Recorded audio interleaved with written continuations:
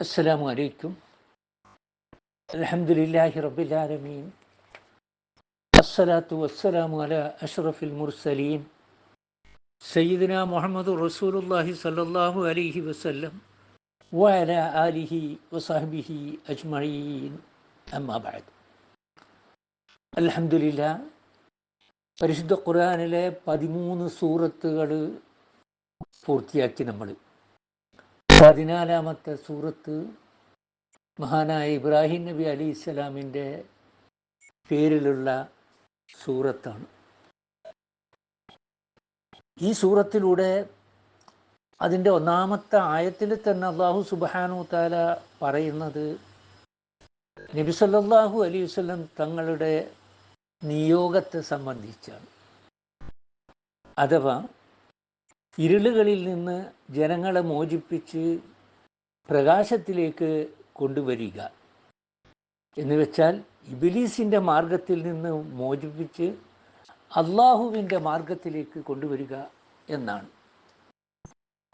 മറ്റ് വാക്കുകളിൽ അള്ളാഹുവിൻ്റെ മാർഗത്തിലല്ലാത്ത എല്ലാ വ്യക്തികളും അവർക്ക് അവരുടെ ചിന്തകൾ എത്ര നല്ലതാണെന്ന് അവർ ധരിച്ചാലും അറിവിൻ്റെ പ്രകാശം എത്ര തന്നെ ലഭിച്ചിട്ടുണ്ടെന്ന് അവർ വാദിച്ചാലും യഥാർത്ഥത്തിൽ അജ്ഞതയുടെ അറിവില്ലായ്മയുടെ അന്ധകാരത്തിൽ വഴിതെറ്റി നടക്കുകയാണ് അവർ ചെയ്യുന്നത്.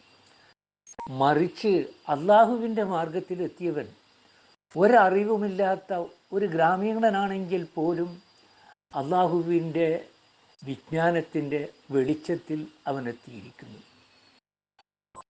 അതിനുശേഷം അള്ളാഹുവിൻ്റെ അനുമതിയോടുകൂടി അല്ലെങ്കിൽ അനുഗ്രഹത്തോടുകൂടി അള്ളാഹുവിൻ്റെ മാർഗത്തിലേക്ക് ആനയിക്കുന്നു എന്ന് പറഞ്ഞു.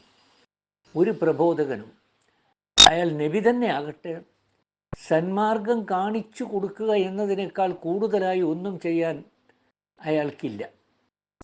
ആരെയും സന്മാർഗത്തിലേക്ക് പിടിച്ചു കൊണ്ടുവരിക എന്നത് അയാളുടെ കഴിവിൽപ്പെട്ടതല്ല. അത് പൂർണ്ണമായും അള്ളാഹുവിൻ്റെ അനുഗ്രഹത്തിലും അനുമതിയിലും ഒതുങ്ങി നിൽക്കുന്നു. അള്ളാഹു തൗഫീക്ക് നൽകുന്നത് ആർക്കാണോ അവന് സന്മാർഗം പ്രാപിക്കാൻ സാധിക്കുന്നു. ആ തൗഫീക്ക് ഇല്ലെങ്കിൽ പ്രവാചകനെ പോലുള്ള ഒരു പരിപൂർണ പ്രബോധകന് തൻ്റെ മുഴുവൻ ശക്തിയും ഉപയോഗിച്ചാൽ പോലും ഒരാളെ സന്മാർഗത്തിലേക്കാക്കാൻ സാധ്യമല്ല.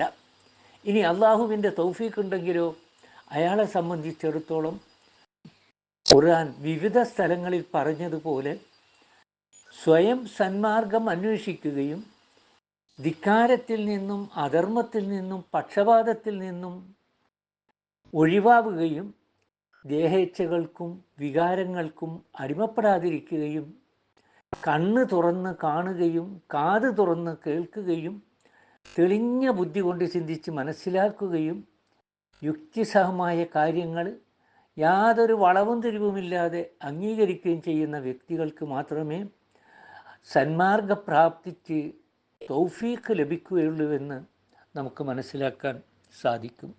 അഥവാ നരകത്തിൻ്റെ മാർഗത്തിൽ നിന്ന് മാറി സ്വർഗത്തിൻ്റെ മാർഗത്തിലേക്ക് അവന് പ്രവേശിക്കാൻ സാധിക്കും. അള്ളാഹു സ്വർഗത്തിൻ്റെ മാർഗത്തിൽ പ്രവേശിക്കുന്ന ആളുകളുടെ കൂട്ടത്തിൽ നമ്മെ എല്ലാവരെയും ഉൾപ്പെടുത്തുമാറാകട്ടെ. വാഖിറു ദഅ്വാനാ അനിൽ ഹംദുലില്ലാഹി റബ്ബിൽ ആലമീൻ. അസ്സലാമു അലൈക്കും.